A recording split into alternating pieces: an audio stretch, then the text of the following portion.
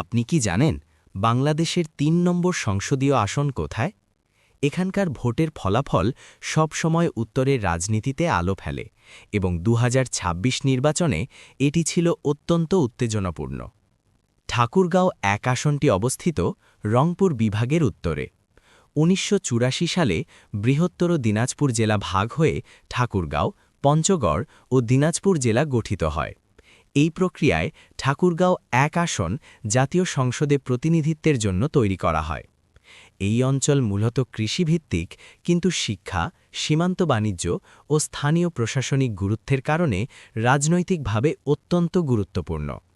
এলাকার মানুষ দীর্ঘদিন ধরে ভোটের মাধ্যমে তাদের প্রতিনিধি নির্বাচন করে জাতীয় সংসদে পাঠাচ্ছেন।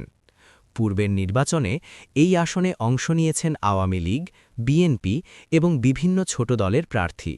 প্রতিটি নির্বাচনী লড়াই খুবই প্রাণবন্ত এবং ফলাফলের প্রভাব উত্তরাঞ্চলের রাজনীতিতেও স্পষ্টভাবে দেখা যায়। উল্লেখযোগ্যভাবে ঠাকুরগাঁও ১ আসনের মানুষ শিক্ষিত এবং ভোটের প্রতি সচেতন। ভোটের মাধ্যমে তারা শুধু তাদের প্রতিনিধি নির্বাচন করে না, বরং স্থানীয় উন্নয়ন, কৃষি, শিক্ষা ও সীমান্ত বাণিজ্যের উন্নতির দিকেও প্রভাব ফেলে। ২০২৬ সালের জাতীয় সংসদ নির্বাচনে ঠাকুরগাঁও ১ আসনে প্রধান প্রতিদ্বন্দ্বী ছিলেন মির্জা ফখরুল ইসলাম আলমগীর, বাংলাদেশ জাতীয়তাবাদী দল বিএনপি।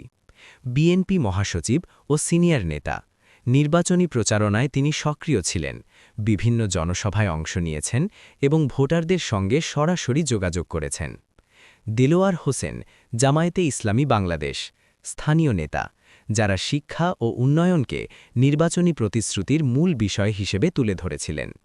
খাদেমুল ইসলাম, ইসলামী আন্দোলন বাংলাদেশ, স্বতন্ত্র প্রার্থী হিসেবে অংশগ্রহণ করেছেন এবং এলাকার স্থানীয় ভোটারদের সমর্থন পেয়েছেন।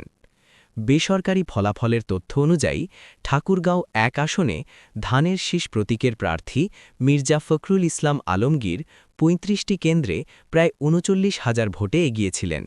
এভাবে ঠাকুরগাঁও ১ আসনটি ২০২৬ সালের নির্বাচনে বিএনপি প্রার্থীর জয়ী আসন হিসেবে প্রতীয়মান হয়।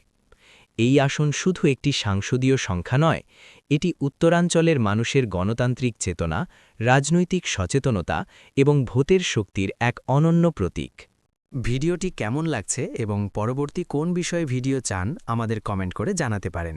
ভিডিওটি দেখার জন্য ধন্যবাদ এবং লাইক, কমেন্ট ও সাবস্ক্রাইব করে পাশে থাকবেন।